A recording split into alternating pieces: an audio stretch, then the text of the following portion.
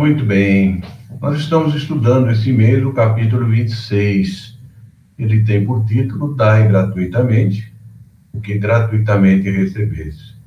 Eu fiquei meditando um pouquinho sobre o Dai gratuitamente o que gratuitamente recebestes. É claro que aqui nós vamos falar no aspecto espiritual. Mas quanta coisa nós recebemos de Deus gratuitamente.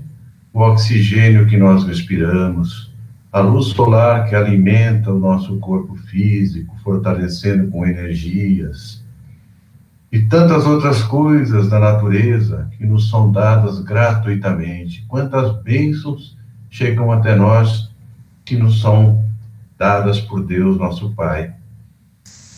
Mas nós vamos falar um pouquinho hoje sobre outro dom que nos é dado, que é exatamente os dons da mediunidade.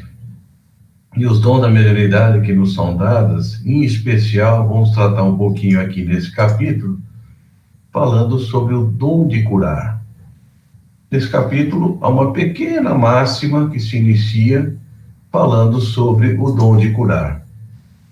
E aí, no Evangelho, no capítulo 6, no item 10, Kardec faz um comentário, dizendo que mediunidade é uma coisa santa, que deve ser praticada santamente. Nós sabemos disso.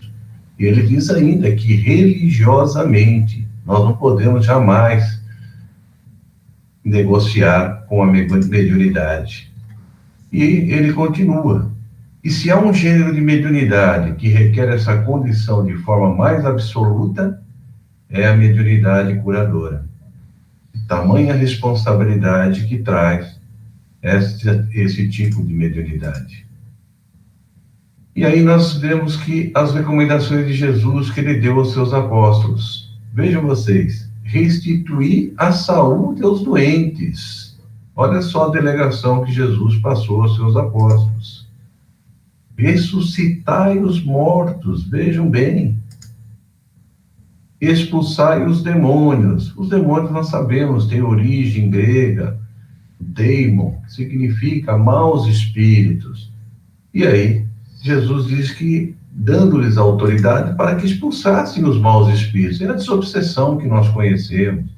Dai gratuitamente, então, o que gratuitamente haveis recebido. Eles receberam isso gratuitamente na época, no fenômeno do Pentecostes, onde eles saíram falando línguas diversas, efetuando curas, curando os doentes.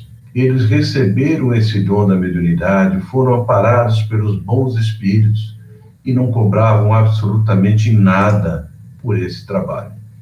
Mas como se isso não bastasse, Jesus deu os exemplos. E aí eu convido a todos que busquem lá na Gênesis, no capítulo 15, tem todos os milagres, chamam de milagres, né, de Jesus, as curas, curando os aleijados, os cegos de nascença, expulsando os demônios, libertando através da desobsessão aquelas criaturas que traziam o sofrimento pelos processos, muitas vezes possessivos, que tomavam conta completamente da criatura. Expulsai os demônios. Aí tem um caso aí, está na Gênesis, no Allan Kardec, capítulo 15, né? E trata sobre o processo mudo. Foram lhe trazer, então, um homem mudo que estava possesso do demônio, isso é, dos maus espíritos. Ele estava realmente, praticamente, num processo de possessão. E Jesus, com a sua autoridade moral, ele ordena que esse espírito deixe esse homem, a fim de que ele seja libertado. E isso acontece imediatamente.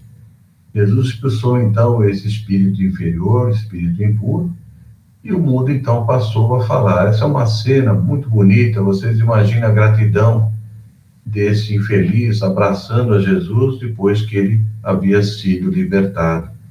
Isso gerou, naquela época, muitos comentários. O povo foi tomado de uma admiração e dizia: jamais se viu coisa semelhante em Israel. Eles sabiam que havia influências espirituais, mas eles não viam tamanha libertação e tamanho processo de desobsessão como Jesus operava junto às criaturas. E alguns deles disseram, inclusive, que Jesus havia feito, né, que ele tinha poder sobre até os espíritos impuros o obedeciam. E Jesus respondeu a eles, né, que se isso fosse verdade, se ele operasse através pelo príncipe das trevas, vamos chamar assim, o seu reino estaria dividido. Mas como eles não compreendiam, eram ignorantes das coisas, falavam coisas acerca de Jesus, porque eles ficavam até mesmo receosos e com medo com o que ocorria nas libertações que Jesus fazia.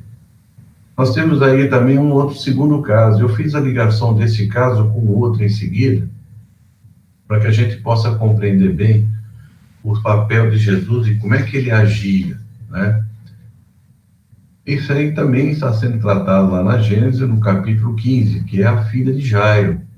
Jairo, ele era o sacerdote lá em Cafarnaum, e Jesus tinha acabado de desembarcar, tinha vindo de Decápolis, onde ele havia curado o endemoniado lá, e quando ele chega, a multidão em Cafarnaum, praticamente, a multidão se aglomerava ao redor de Jesus. E Jairo vem procurar Jesus aflito, colocando em risco, inclusive, a sua crença lá, porque ele saiu a procurar Jesus. Nós sabemos que os sacerdotes, eles não aprovavam, né, os fariseus, os sacerdotes, não aprovavam as lições de Jesus, e eles tinham até prevenções contra Jesus. Mas Jairo, tomado de uma emoção muito forte, porque a filha dele estava à beira da morte, né, foi ao encontro de Jesus, com tamanha fé, com tamanha confiança, pedindo pela filha, e suplicou que Jesus salvasse a vida de sua filha de 12 anos, que ela estava num momento extremo. E Jesus, então, começou a seguir o caminho para ir com Jairo até a casa dela. E a multidão também foi seguindo, se acotovelando todos eles, a multidão era muito grande. Mas no meio do caminho, o que acontece? Havia uma mulher, chamada, que nós temos aí um processo de doença hemorroíça, né? Hemorroíça, melhor dizendo.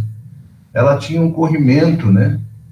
Perda de sangue, há 12 anos. E ela já tinha gasto toda a fortuna dela. Ela não conseguia cura. Imagina o quanto ela sofria com esses processos que ela não conseguia cura. 12 anos sofrendo. Mas ela tinha uma fé que ela dizia para ela assim mesmo, que se ela conseguisse apenas tocar as vestes de Jesus, ela ficaria curada. E aí, ela fez o seguinte, ela veio com a multidão atrás dele, se arrastando, bem engatinhando, e conseguiu se aproximar de Jesus e lhe tocou as vestes. No mesmo instante em que ela toca as vestes, o fluxo sanguíneo dela cessou e ela ficou curada. Vejam vocês a fé. E é interessante que nesse processo, Jesus não fez aquela cura ou direcionou seus fluidos diretamente para ela. Ele estava no meio da multidão e ele vira para aquele povo e fala assim, alguém me tocou, pois de mim saiu virtude. Os apóstolos, inclusive, que estavam ao seu lado, falaram, Senhor, mas está todo mundo aqui te empurrando, te tocando, o Senhor está dizendo que alguém te tocou? Ele falou, alguém me tocou, porque de mim saiu virtude. E aí, ela sentiu no seu corpo que estava curada e totalmente amedrontada, né? Ela falou para ele, Jesus identificou e disse, fui eu, Senhor.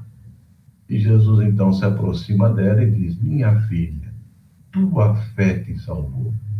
Vai em paz e fica curada da tua enfermidade. Vejam vocês, ela conseguiu com a fé ardente, com a confiança de que ela realmente tocando as vestes, ela ficaria curada.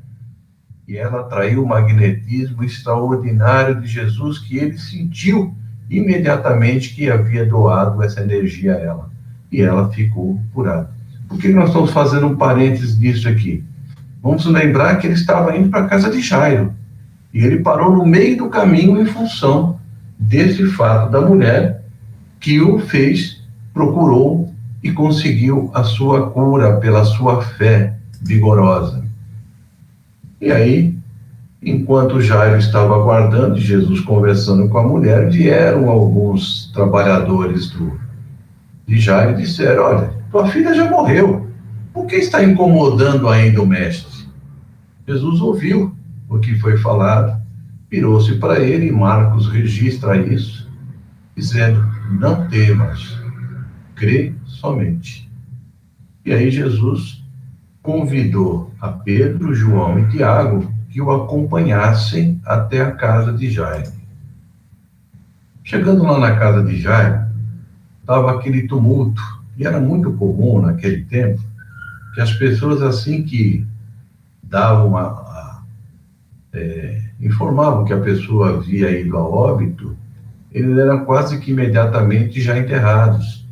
E eles colocavam carpideiras, né, vamos chamar assim, que eram aquelas mulheres que iam lá chorar a dor daquele pai e daquela mãe. E Jesus chegou na casa e falou: por que chorais, né? A menina não está morta, ela apenas dorme. E aí todos se riram dele e disseram, né, acharam que Jesus estava falando coisas que não tinha absolutamente a verdade, porque eles tinham acusado ali a morte da menina.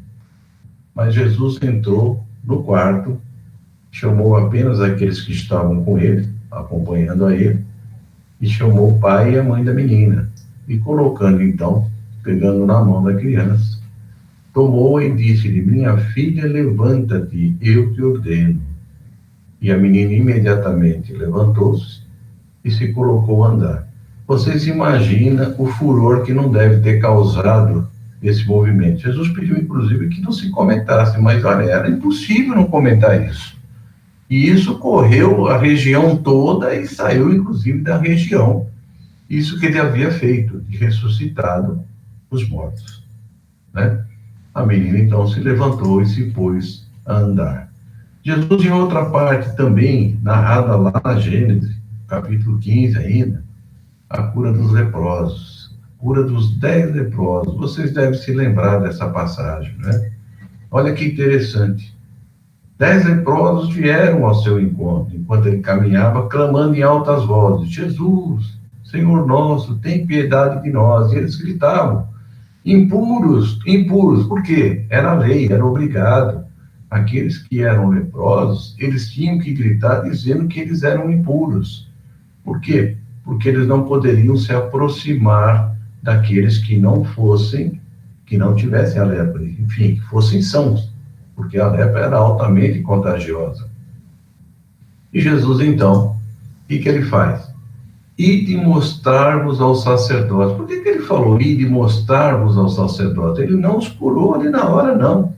Porque eles tinham que se mostrar aos sacerdotes para mostrar que eles estavam sãos, que não eram mais impuros. E o que aconteceu então? Quando eles iam no caminho, eles ficaram curados. E o mais interessante disso tudo, só um deles, e olha só, que era samaritano, hein? Voltou para agradecer a Jesus. E nós sabemos que os samaritanos, eles eram tidos como de má vida. Assim como ele foi o mais grato que voltou para Jesus, enquanto que os outros 9 seguiram viagem. E aí nós vemos, então, o poder da fé nas curas, né?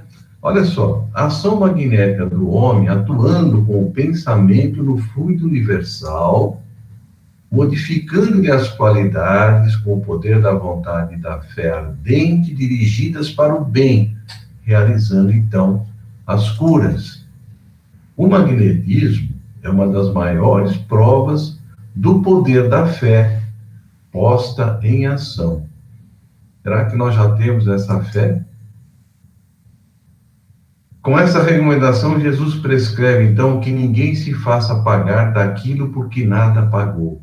Recebeu gratuitamente o dom da cura e com a fé eles pudessem efetivamente fazer esses milagres, né, entre parentes, curando os doentes, expulsando os demônios, enfim, todos aquelas milagres, né, que Jesus fazia, eles disseram: vós também podeis fazer.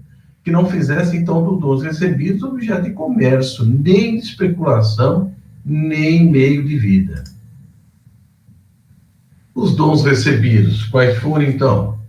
Curar os doentes, expulsar os maus espíritos, que é a desobsessão. E quais eram os objetivos desses dons? Aliviar os que sofrem, propagar a fé, e nada cobravam pelas curas que realizavam, mesmo eles sendo pobres. E nós sabíamos que eles eram muito pobres. As igrejas no início passaram por muitas dificuldades, tanto é que Paulo, numa de suas viagens, ele conseguiu recursos e levou para uma das igrejas que estava passando por muita dificuldade. E ele se sentia naquela obrigação de ajudar essa igreja à época. E elas realmente eram pobres, mas eles não cobravam nada e ajudavam muita gente, especialmente na Casa do Caminho. E aí nós vemos que o médico, ele dá o fruto dos seus estudos, feitos à custa de sacrifícios, ninguém pode negar isso. Ele estudou, ele se preparou, muitos sacrifícios, então, obviamente, ele está dando dele mesmo. Agora, o magnetizador, ele dá o seu próprio fluido, por vezes até a sua saúde, que, obviamente, ele pode depois recuperar nas forças da natureza. O importante é a gente entender que não é apenas a restauração da saúde do paciente em termos físicos, o que muitos podem operar pelo magnetismo. Isso acontece, nós sabemos disso. Quando tem, inclusive, a participação dos espíritos, é claro que a magnetização se torna muito mais eficiente e muito mais forte. Mas o segredo das curas produzidas por Jesus era o que visavam reestruturação moral da alma, fortificando e preparando-os para os embates da edificação espiritual. Agora, sob novas bases, com a estrutura orgânica sadia, a pessoa, ele dizia, olha, muitas vezes ele disse, vai, não peques mais, quando ele disse para aquela mulher que ia ser apedrejada, ou quando ele curava, a tua fé te curou, a tua fé te salvou, para que a pessoa se modificasse, porque nós sabemos que por trás de qualquer doença sempre há um processo espiritual também. As pessoas, obviamente, adoecem, é por isso que é o tal negócio, Mente sã, in corpore são. O médium curador, diferentemente, ele transmite o fluido solutar dos bons espíritos. Portanto, ele não tem o direito de vendê-lo. Os espíritos aumentam a sua capacidade até 100 vezes mais. E ele está simplesmente sendo uma ferramenta transmissora, então, dos bons espíritos, dos fluidos restauradores da saúde, do equilíbrio, enfim, tudo aquilo que Jesus trouxe para nós. A ordem do Cristo, então, a todos nós, caminhando para o nosso encerramento. Exercite, utilize, use os dons recebidos, mas faça isso gratuitamente. Nem passe pelo pensamento cobrar alguma coisa. E cobrar alguma coisa não é só dinheiro, não. São favores, são outras coisas que não passam apenas pela recompensa moedada. Para exercer a mediunidade de cura, então, o que nós temos que fazer, meus irmãos? Uma fé inquebrantável, confiança absoluta, o desejo sincero no bem, prece de coração, não de lábios, jejum das paixões. Quando falamos jejum das paixões, é a reforma íntima, eliminação dos vícios. E, por fim, muito amor no coração. Muita paz, e que essas reflexões, meus irmãos, nessa noite, possam calar em nossos corações a respeito do exercício da mediunidade de cada um de nós, em especial aquelas que usamos para as curas, para aliviar o nosso semelhante, trazendo a ele o equilíbrio, a paz e a saúde. Que Jesus abençoe a todos vocês em vossos lares e que sejamos sempre muita paz em nossos corações.